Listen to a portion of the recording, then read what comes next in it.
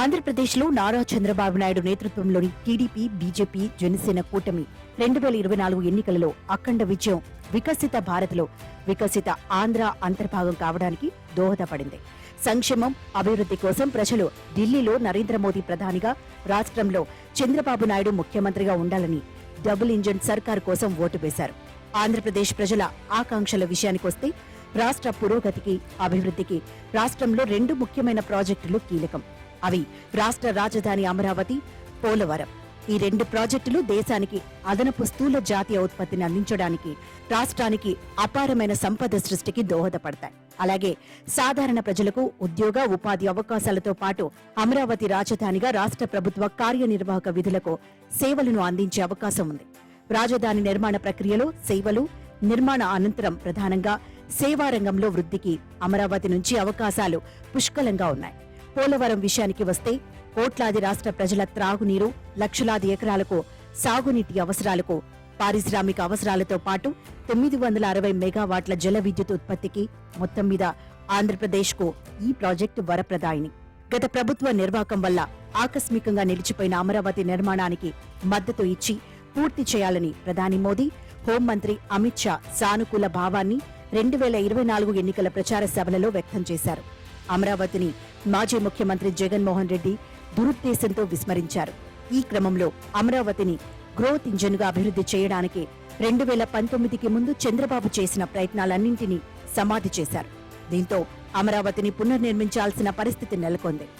అమరావతి రాజధాని ప్రాంత అభివృద్ధి అథారిటీ ఆమోదించిన మాస్టర్ ప్లాన్ ప్రకారం రాజధానిలో మౌలిక సదుపాయాల అభివృద్ధిని దశల వారీగా ఎలా కొనసాగించాలి అనేది ప్రశ్న. అమరావతి నిర్మాణం స్వయం సుస్థిర ప్రాజెక్ట్ అయిన నిర్మాణాలలో మార్పులు, అవసరమైన నిధుల కోసం సవరించిన డిపిఆర్ అవసరమా? పాత కాంట్రాక్టర్లు ప్రాజెక్టు చేపట్టడానికి సిద్ధంగా ఉన్నారా, లేదా కొత్త కాంట్రాక్టర్లను ఆహ్వానించాలా? అమరావతిని నిర్వీర్యం చేయడానికి జగన్ నేతృత్వంలోని వైసీపీ ప్రభుత్వం సిఆర్డీఏ చట్టంలో కొన్ని సవరణలు చేసినందున ప్రాజెక్టును మాస్టర్ ప్లాన్ ప్రకారం పూర్తి చేయడానికి ఆ చట్టంలో ఏవైనా మార్పులు అవసరమా? అమరావతి ప్రాజెక్ట్ మాస్టర్ ప్లాన్ ప్రకారం మొదటి దశ నిధుల కోసం అంతర్జాతీయ ఆర్థిక సంస్థల నుంచి రావాల్సిన 25,000 కోట్ల రుణానికి సంబంధించి కేంద్ర ప్రభుత్వ ఆర్థిక శాఖలోని డిపార్ట్మెంట్ ఆఫ్ ఎకనామిక్ అఫైర్స్ వారు పదే లేఖలు రాసినా అప్పటి ప్రభుత్వం స్పందించకపోవటం వల్ల వెనక్కిపోయిన ఆ రుణం తిరిగి సాధించాలంటే కార్యాచరణ ఏమిటి?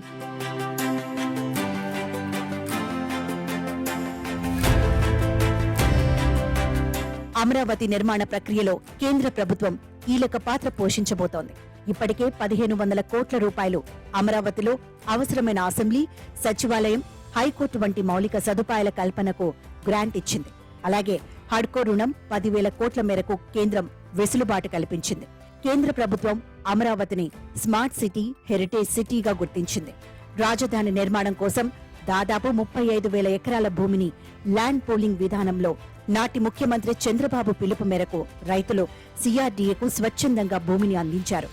రైతులకు తమ భూముల మొదటి అమ్మకంపై క్యాపిటల్ గెయిన్ పన్ను మినహాయింపునకు నాటి ఆర్థిక మంత్రి అరుణ్ జైట్లీ చొరవతో కేంద్ర ప్రభుత్వం అనుమతించింది.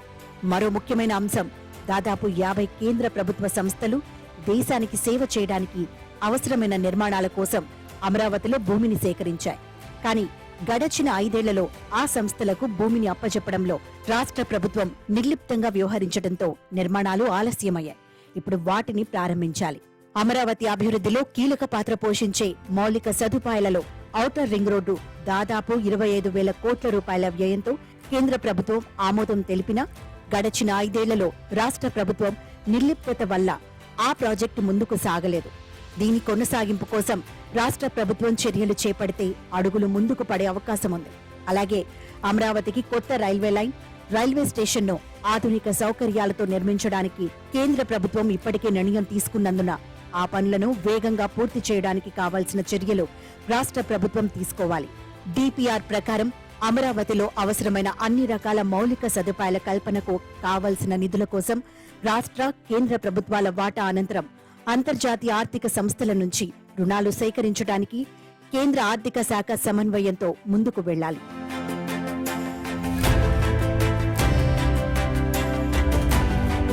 అలాగే 194 టీఎంసీల నీటి నిల్వ సామర్థ్యం ఉన్న బహుళార్థ ప్రయోజనకర పోలవరం ప్రాజెక్టును ఆంధ్రప్రదేశ్ పునర్వ్యవస్థీకరణ చట్టం 2014లోని సెక్షన్ 90 ప్రకారం జాతీయ ప్రాజెక్టుగా పూర్తి చేయడానికి ఎన్డీఏ ప్రభుత్వం ప్రాధాన్యతనిస్తుంది. ఈ ప్రాజెక్టులో ముఖ్యమైన సహాయ పునరావాసం కోసం అవసరమయ్యే నిధులు చాలా ముఖ్యమని గుర్తించబడ్డాయి. వీటి వ్యయం, తాగునీరు, పారిశ్రామిక నీటి వ్యయ భాగాలను వివిధ కేంద్ర ప్రభుత్వ పథకాల ద్వారా ప్రణాళికబద్ధంగా ఎలా సర్దుబాటు చేయవచ్చు అనే అంశంపై దృష్టి సారించాలి. 2024 ఎన్నికల ప్రచారంలో మోదీ, అమిత్ షా పోలవరం పూర్తికి తమ మద్దతును తెలియజేసినందున కేంద్ర ప్రభుత్వ సహకారంతో ఈ ప్రాజెక్ట్ వచ్చే 4 ఏళ్లలో పూర్తి అవుతుందనడంలో సంశయం లేదు.